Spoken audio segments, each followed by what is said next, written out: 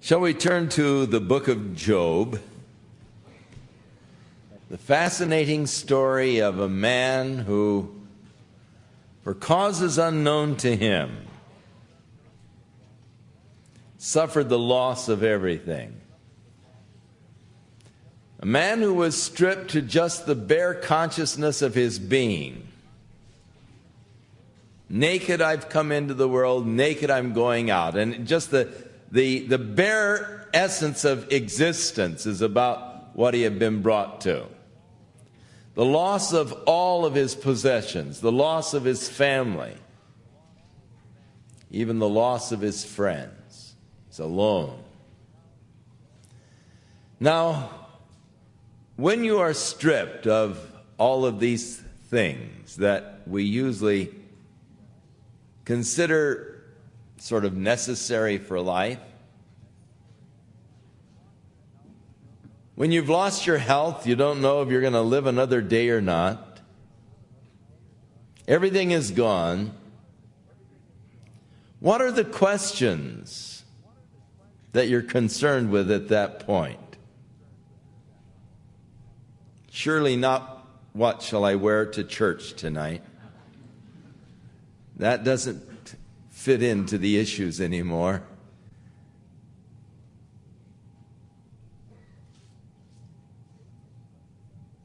The basic questions become questions about what is life? Why am I here? What does the future hold? Is there life after death? Or is this all it is? Is life just this misery, this suffering, this sorrow, this pain, and is that then the end? Next week we'll be considering a fascinating question that was born out of Job's grief and sorrow. If a man dies, does he go on living? But Job, stripped of these things, coming down to the bare essence of existence, even having lost finally this sense of the greatness of his own personality, wishing that he were dead, cursing the day of his birth. His friends who first came to comfort him, when they hear his complaint, sort of turn against him. They don't really understand fully the things that he is going through. It's awfully hard to fully understand what's going on in another person's life unless you've been there yourself. Paul the Apostle talked about his going through all kinds of afflictions,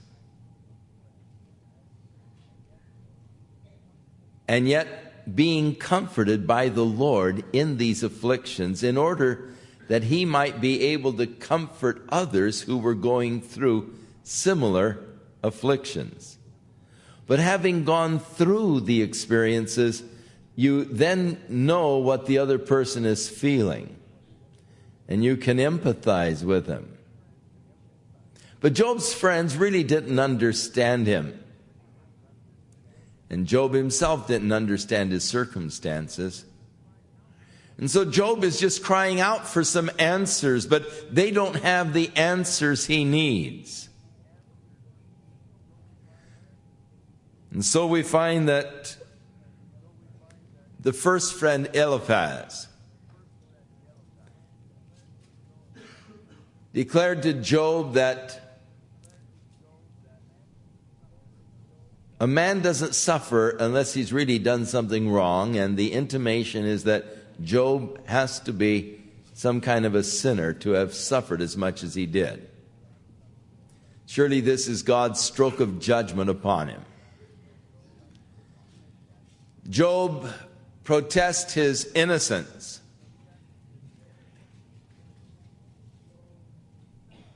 And so the second of these friends, whose name was Bildad, speaks up. chapter 8, verse 1. Then answered Bildad the Shuhite, and he said, how long will you speak these things? How long shall the words of your mouth be like a strong wind? Now Job had accused Eliphaz of being a windbag, not helping him any with his counsel, and so Bildad now turns that around on Job. How long will your speech be just like a bag of wind?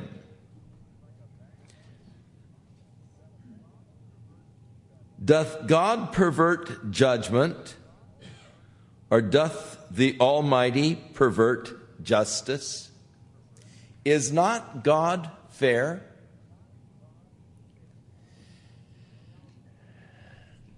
Now, the truth is God is fair. God is just. It is a question that Abraham asked God when God spoke of the fact that they were on their way down to destroy the city of Sodom because of its wickedness. And Abraham said to the Lord, shall not the Lord of the earth be just? Would you destroy the righteous with the wicked? Would that be fair? What if there are 50 righteous people in that city? The Lord said, if there are 50 righteous, I will spare this city. But the issue is, shall not the Lord of the earth be fair? It is something that Satan is constantly challenging in our own minds as we try to understand the circumstances of life. Many times as things happen to us that we do not understand, Satan makes the subtle suggestion that God isn't really being fair with you. And he is constantly challenging the justice or the fairness of God. It goes back to the Garden of Eden, when God had said to Adam, of all of the trees that are in the garden, you may freely eat except the tree in the middle of the garden, and you shall not eat of it, for in the day that you do eat of it, you will surely die. And so Satan came to Eve and said, hath God said that you can eat of all the trees? And she said, yes, all but the one in the midst of the garden. And God told us if we ate of that, we would die.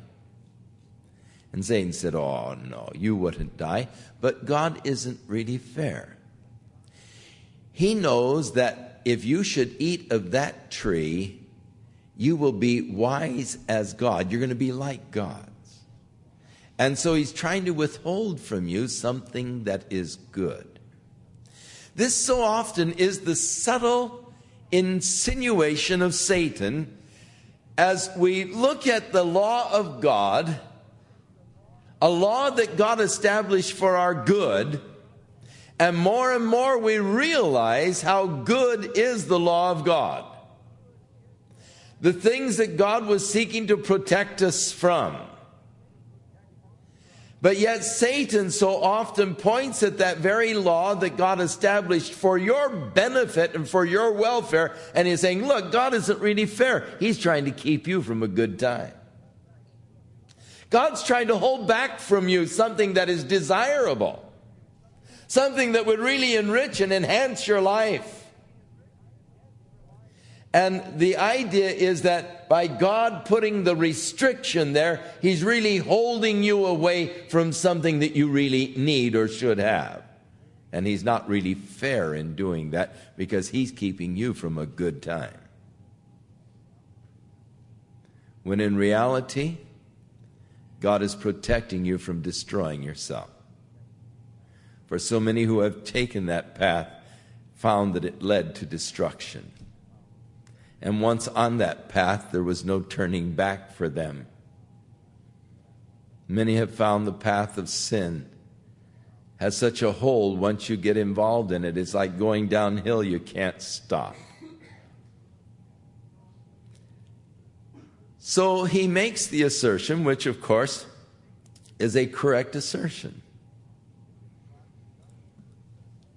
God does not pervert judgment. He does not pervert justice. God is absolutely just, absolutely fair. And I rest in that. Because you see, a lot of times people ask me, well, what about those people that are living in Africa who have never heard about Jesus Christ? Would it be fair if God should condemn them forever to punishment in hell, inasmuch as they have never heard of salvation through Jesus Christ? I really don't know what God is going to do with those people. But I do know whatever God does, it will be absolutely fair. Really, though, you ought to be concerned for yourself. You do know. You have heard. Therefore, there is laid upon you that responsibility of having had the light. And if you reject it, then you are condemned. What God will do in all of these cases, I don't know, but I do know that in the book of Revelation, as the judgment of God is coming forth upon the earth, there are voices from the throne of God that say, "Holy and true are thy judgments, O Lord." Does God pervert justice? No. Does he pervert judgment? No. Absolutely fair. In fact, far more fair than we ever dreamed of being. And a lot of times a person imagines himself more fair, more just, more pure than God. But that's a presumption that I wouldn't want to touch. Now he intimates that Job's children were judged by God because of sin. Remember, all 10 of them were killed when a strong wind out of the east collapsed the house in which they were feasting. And so saying, isn't God fair? You know, does God pervert judgment or justice? If your children have sinned against him, and he has cast them away for their transgression, intimating, Job, your kids weren't innocent.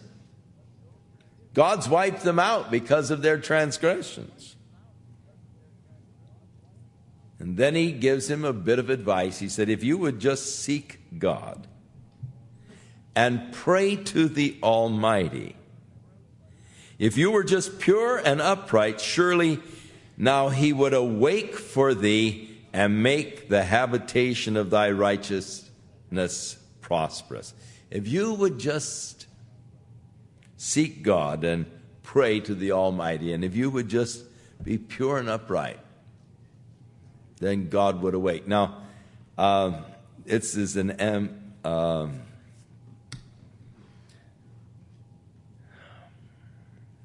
forget it, it's a long word.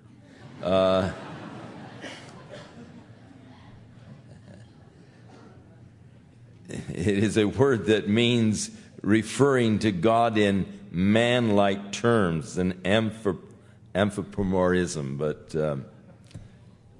let that one go. The fact of God awaking for you, that's, you see, the problem with us trying to talk about God or talk about the characteristics of God, all we have to talk with is human language. And human language comes far short when you try to describe God or the characteristics of God, the nature of God, but all we have is human language. We don't have divine language. There's a vocabulary that, we're not familiar with. And you would have to have a much vaster vocabulary than just human vocabulary if you want to talk about God. And so we're bound by human terms, and thus we speak of God with human terms. God would awake for you. Now, it isn't inferring that God is asleep. For the Bible says that God neither slumbers nor sleeps. He that watcheth Israel neither slumbers nor sleeps. But several times, David, in writing the Psalms, would say, "Awake, O Lord." And there are times when we are going through a problem and we've been praying and seeking God and, really searching for the answers, and it seems like God is maybe asleep in that we don't seem to get any answers. We don't seem to get any response from God. And David, in going through those kind of experiences, would cry, "Awake, O Lord, Wake up, God. I'm in trouble." And we sometimes think of God as not being aware or conscious of the experiences that we are, of the difficulties that we're going through. So if you were just pure and upright, then God would awake for you and make the habitation of your righteousness prosperous. But Job, there's something wrong. You see, the whole intimation is, hey, if you were all right, if you were pure, then you wouldn't be going through all this stuff. Though your beginnings were small, yet your latter end should greatly increase. For inquire, I pray thee, of the former age. Take a look at history, Job. Learn from history. Prepare thyself to search concerning the fathers. For we are but of yesterday and know nothing, because our days upon the earth are a shadow. In other words, we're here too short a time to really learn anything. To really learn, you have to look at history. These forefathers. Now, Job didn't live too long after the flood. And so very aware of the longevity of those people who lived before the flood. How much can you really learn in 100 years? Well, about 1/8 of what you could learn in 800 years, I suppose. And of course, prior to the flood, those fellows lived, almost a millennium. Methuselah, 969 years. That's, so you evidently learn quite a bit in that length of time. You have a lot more time for experience. So listen to the fathers. Go back and study them and learn from history. Shall they not teach thee and tell thee and utter the words out of their heart? Can a rush grow up without mire or mud? Now, the rush is the Egyptian papyrus, and growing on the banks of the Nile River, it requires that mud. Now, during the flood time, the Nile overflowing, there would be pools that would be formed by the flood. And many times the rushes would grow up in these pools, but as soon as the pools dried, the rushes would wither. So he's saying, look, you grew up, you were green, and you look good, but man, now you're withered, you're cut down, because, you lacked a true experience, a relationship with God. And so, can the flag, another form of river grass actually, grow without water?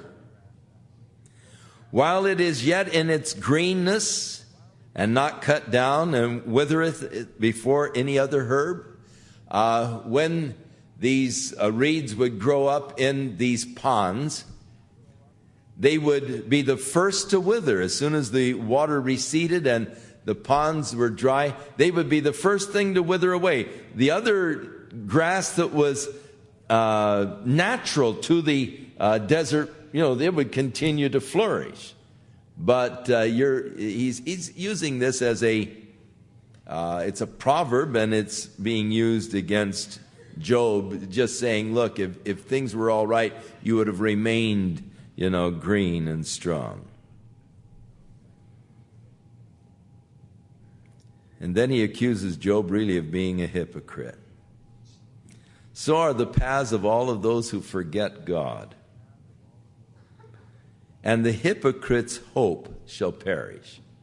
Man, that's a neat kind of a friend, isn't it? You're miserable. You don't know why you're having all these problems.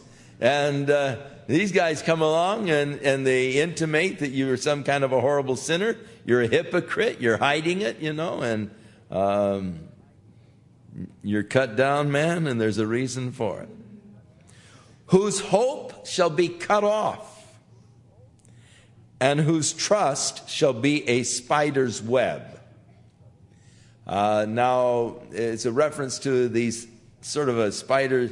You've seen them make these webs that they sort of come down, they come inside this sort of a web in the window sills where it's sort of a little tunnel, and the spider goes back in the tunnel and sort of hides back in there and waits, for a tugging on the web out there for the fly or a moth or whatever. But but the web, though it covers the spider, it's a very weak thing. I mean, you can just, put your thumb down and squish the spider. And so it's nothing that you can really rely upon for safety or for strength. And so you're trusting in something that is empty, something that won't really protect you. He shall lean upon his house, but it shall not stand.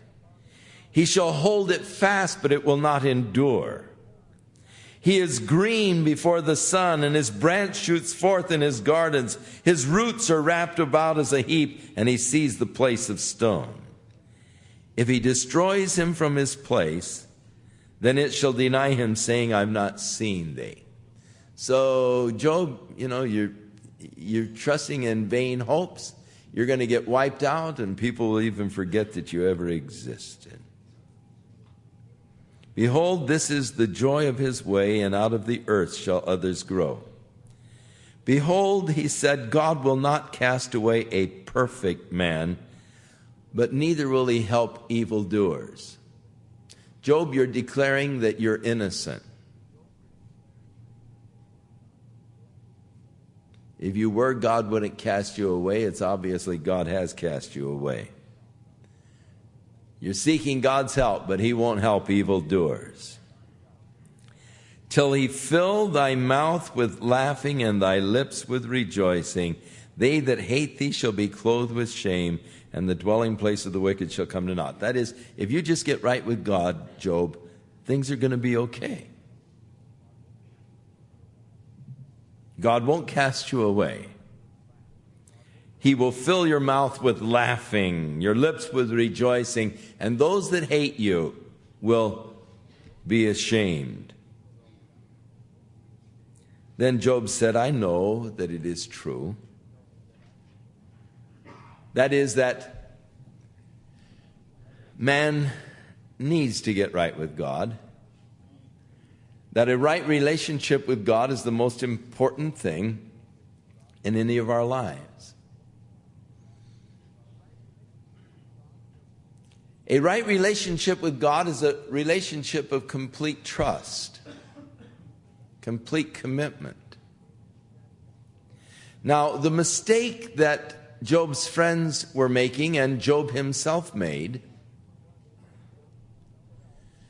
was they felt that if a man had a right relationship with God, he wouldn't have any problems or he wouldn't have any trouble. Life would be a bed of roses.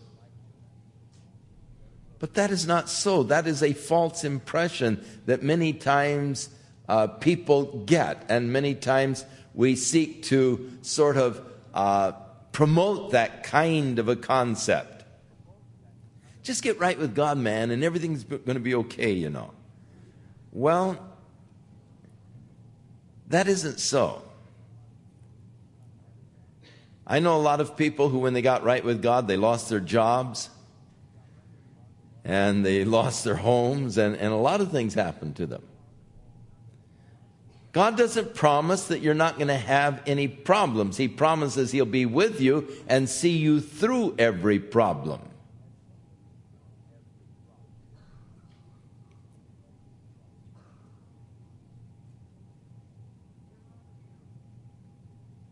We are not immune from troubles, but we have a helper, one who is with us in trouble. And nothing happens to me but what God has allowed it to happen. And if God has allowed it to happen, there is a reason and a purpose why He has allowed it. So I learned to commit my ways unto the Lord, to commit my circumstances, my life. I learned to just turn it over and say, well, Lord, it's in your hands. You do what you deem best.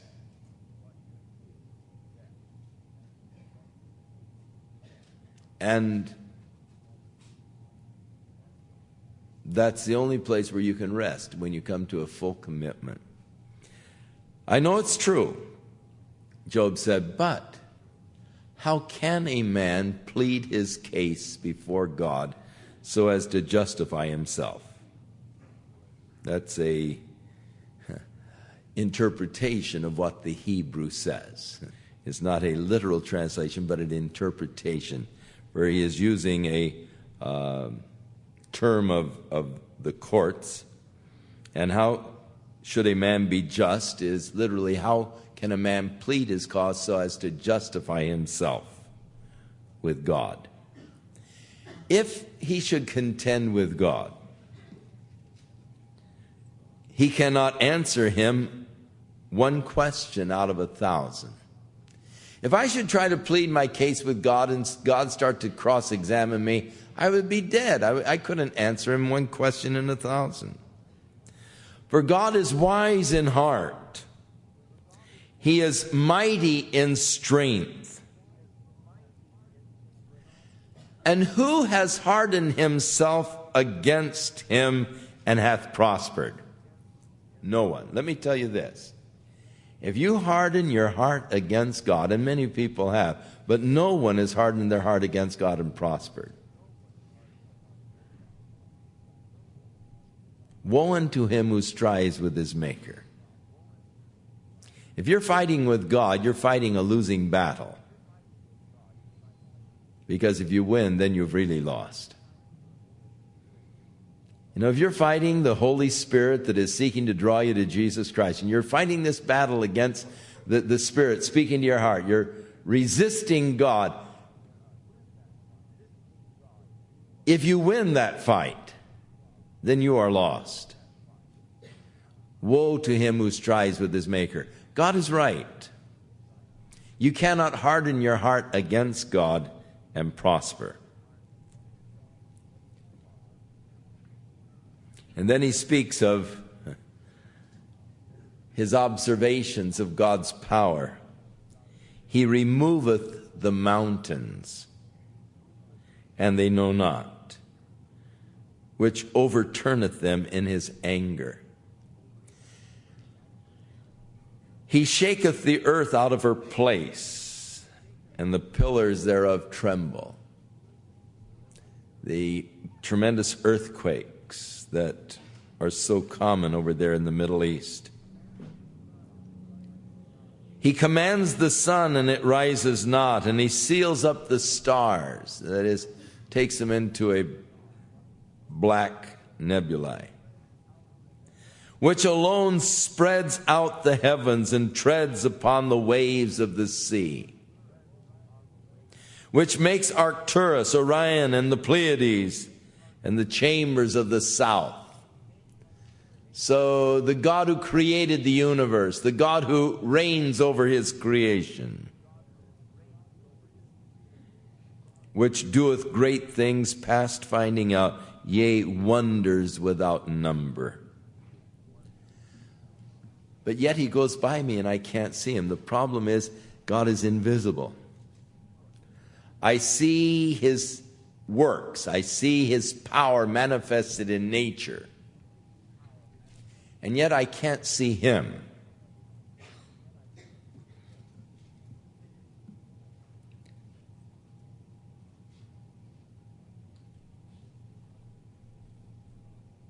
And then he goes on to say, he passes on also, but I perceive him not.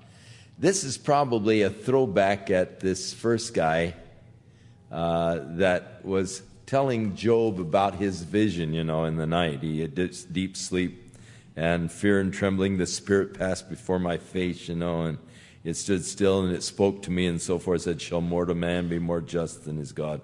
And so he's probably a throwback to this speech that Eliphaz made, and that is, I can't see him, and I don't perceive him. Behold, he takes away, and who can stop him?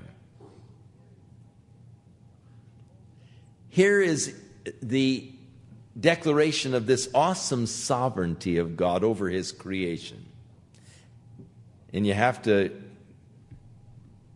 just give this to God. He can do what he pleases. And who am I to stop him?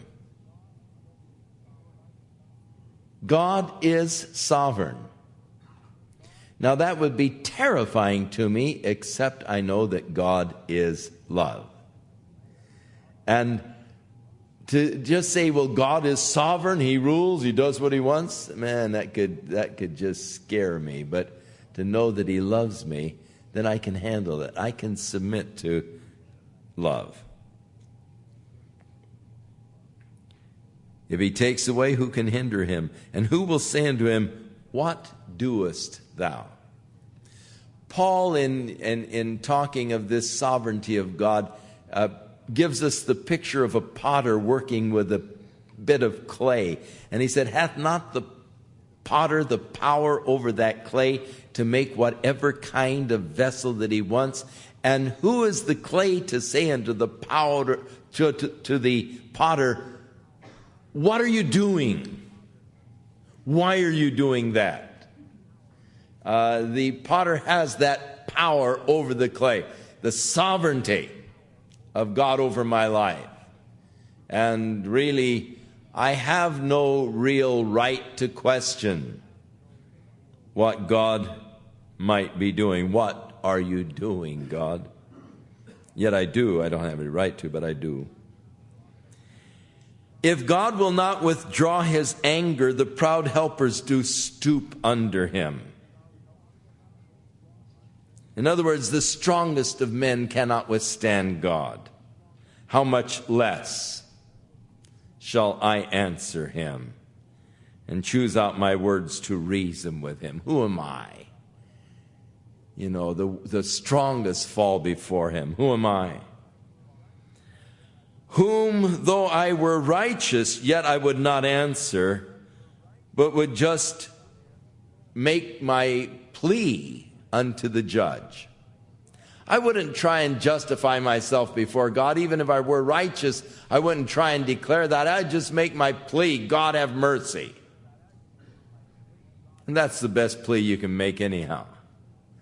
Don't, when you come to God, try to come to God on the basis of, well, Lord, I've been doing this and I've been doing that wonderful thing. And Lord,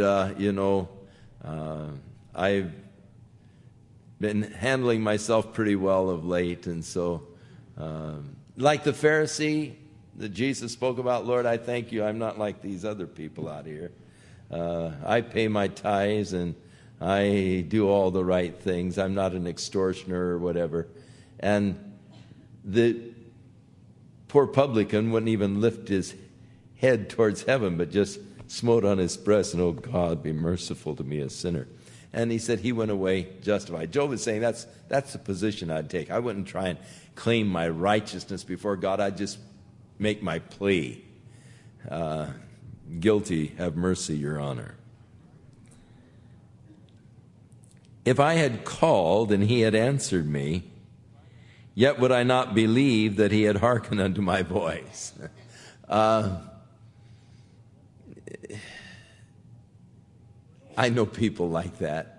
If they pray and God answers, then they attribute it to something else. Well, it's just, it would have happened anyhow. It was just coincidence, and it just so happened that, I happened to pray at that time, but, they don't want to give God anything. For he breaketh me with a tempest, and he multiplies my wounds without cause. In other words, Job is saying, I don't deserve this. I'm innocent. And these wounds. And it would seem that Job's physical condition was getting worse, if such a thing be possible. He's multiplying it, and without cause. He will not allow me to take my breath, but he fills it with bitterness. If I speak of strength, oh, he is so strong. If I speak of judgment, who will even set the time for me to plead my case? If I justify myself, my own mouth will condemn me. If I say I am perfect, it will prove me to be perverse. And if I were perfect, yet would I not know my soul, I would despise my life. If I really, thought I was perfect, I don't know my own heart. I don't know what's in my own heart. So this one thing, therefore, I said it, he destroyeth the perfect and the wicked. In other words, God allows the rain to fall on the just and on the unjust.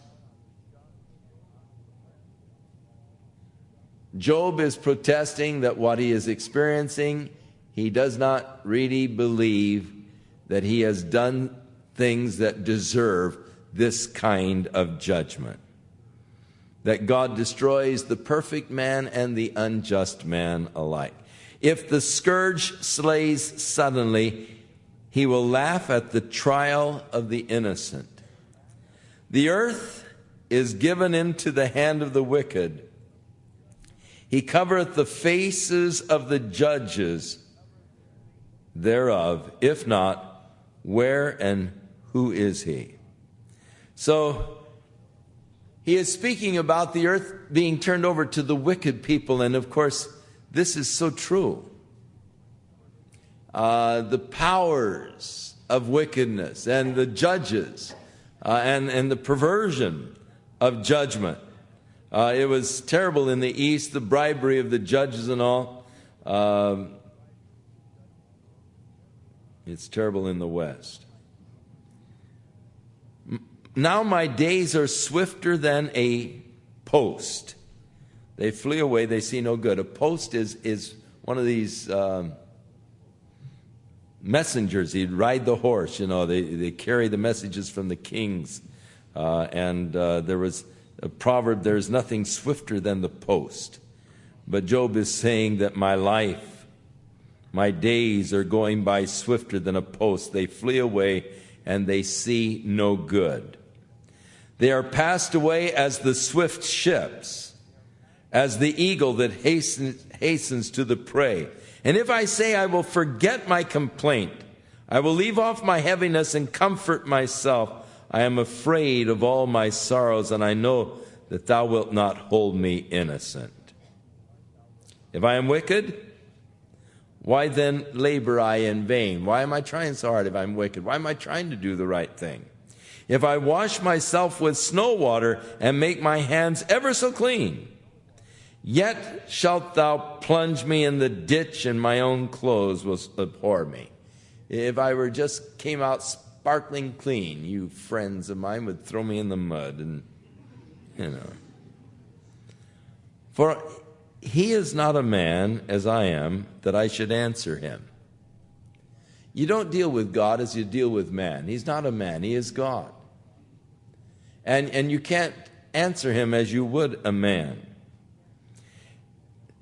And there's no way that I can come together with God in judgment. Neither is there any daysman between us, that he might lay his hand upon us both.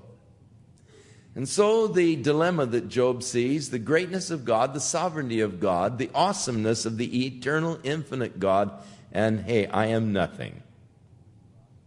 My days are passing away. I'm weak. I'm nothing. Therefore, how can I possibly deal with this infinite, eternal God and try to justify myself before him? There's just nothing I can do. The gulf or the gap between me and God is so great that I'm helpless. The only solution that Job could see was for an arbiter, a daysman, one who could stand between man and God, who could touch them both. And that's exactly what Jesus Christ is.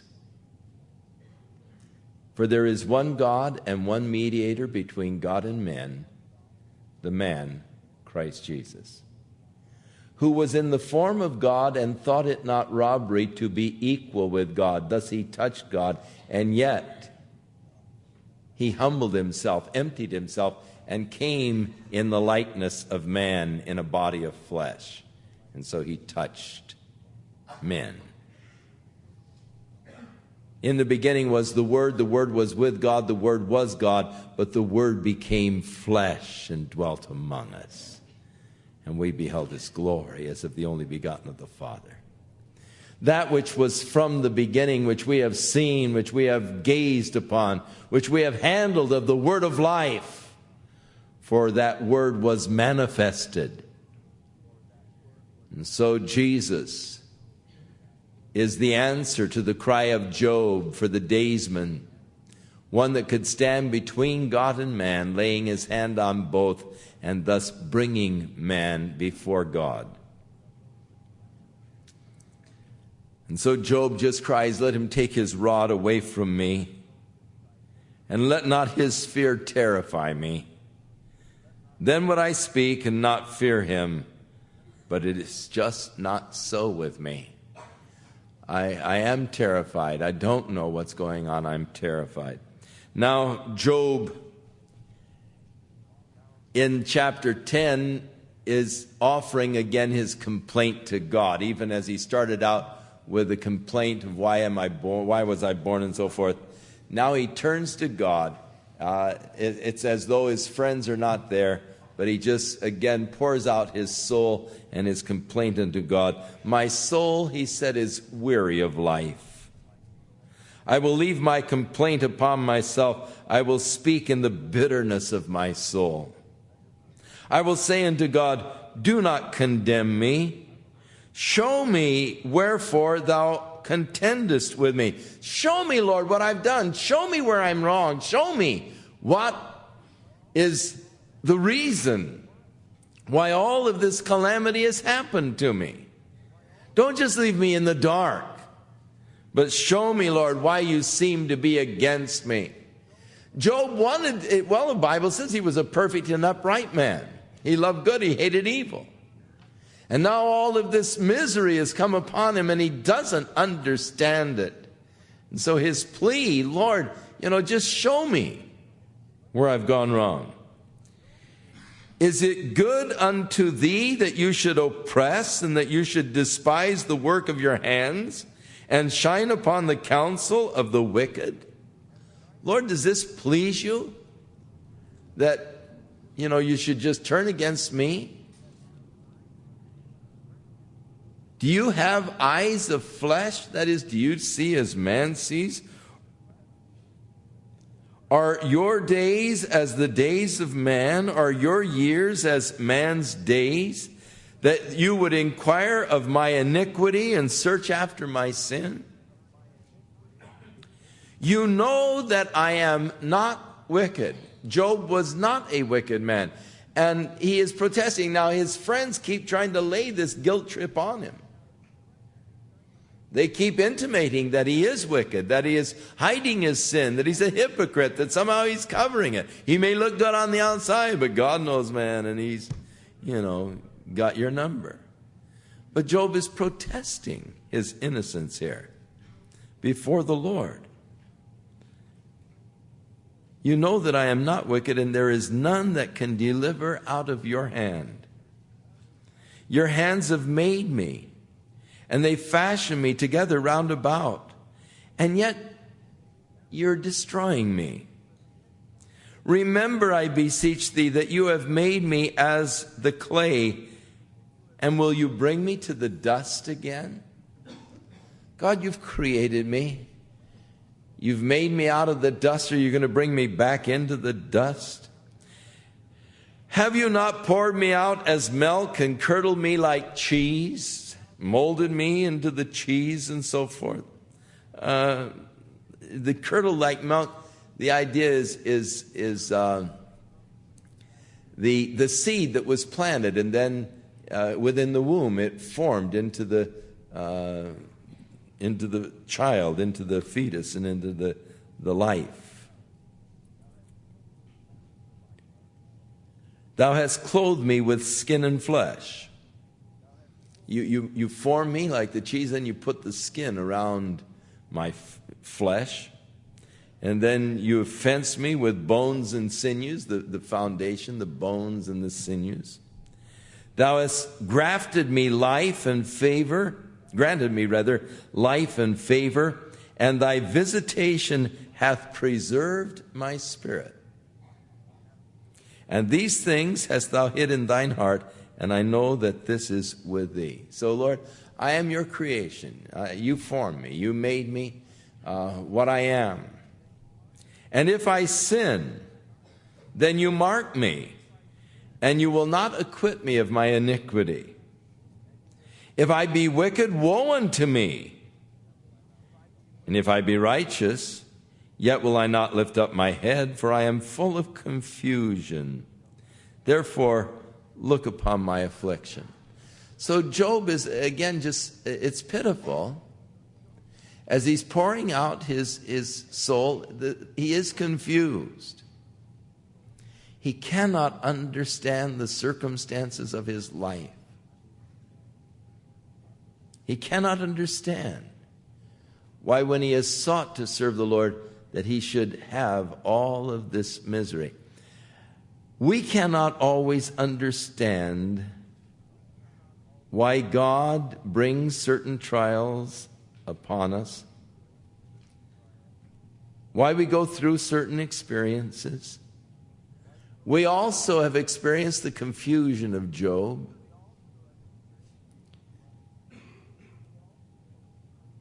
But in those times,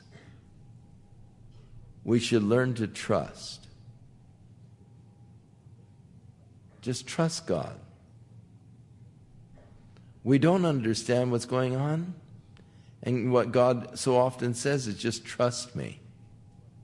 I don't like that advice. I want to know. I want to understand. And when the Lord just says, trust me, I get frustrated. I know I should trust him. I know I have to trust him. I know I don't have anything else but to trust him. And ultimately, he brings me to that. Ultimately, after all my kicking and screaming and complaining, I am brought to the place where, Lord, I just have to trust you know what you're doing.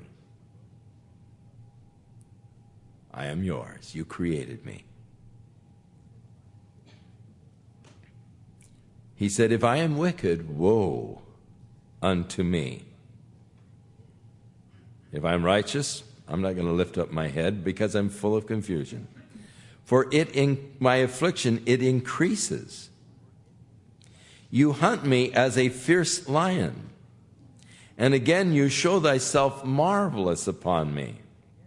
You renew thy witness against me, and you increase your indignation upon me. Changes and war are against me. Wherefore then hast thou brought me forth out of the womb? Now again, remember, why was I born? Why didn't I die? And so again, God, why did you allow me to be born? Oh, that I had died, and no eye had seen me. Oh, that there would have been just a stillborn. Are not my days few? And Lord, just please leave me alone, that I may have just a little comfort. Before I go where I'm not going to return, from where I will not return. To the land of darkness, to the shadow of death. Lord, I'd like just a few days of comfort before I die.